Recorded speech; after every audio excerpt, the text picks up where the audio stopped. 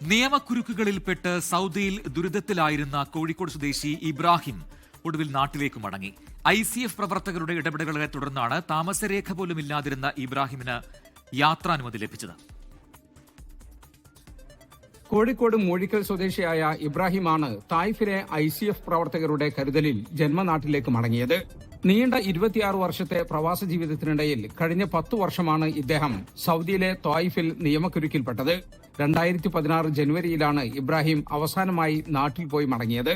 പിന്നീട് സ്പോൺസർ ഇഖാമ അഥവാ താമസരേഖ പുതുക്കി നൽകാത്തതിനെ തുടർന്ന് ഇബ്രാഹിമിന്റെ ജീവിതം പ്രതിസന്ധിയിലാവുകയായിരുന്നു.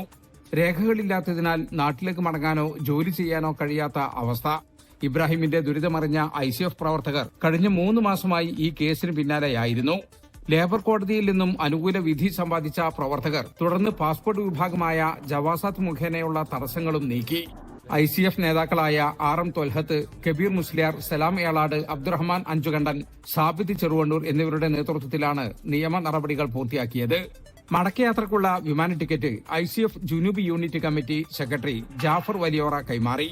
വർഷങ്ങളുടെ കാത്തിരിപ്പിന് അറുതി വരുത്തി പ്രവാസം അവസാനിപ്പിച്ച് മടങ്ങുമ്പോൾ തന്നെ സഹായിച്ച സുമനസുകൾക്ക് ഇബ്രാഹിം നന്ദി പറഞ്ഞു. 24 ജിദ്ദ. ലോകത്തെവിടെയായാലും ഏത് സമയത്തും 24 വാർത്തകളും ഓഗ്മെന്റഡ് റിയാലിറ്റി പാക്കേജുകളും എക്സ്പ്ലെയിനറുകളും വിശദമായി കാണാൻ ഞങ്ങളുടെ YouTube ചാനൽ നിങ്ങൾക്ക് സബ്സ്ക്രൈബ് ചെയ്യാം.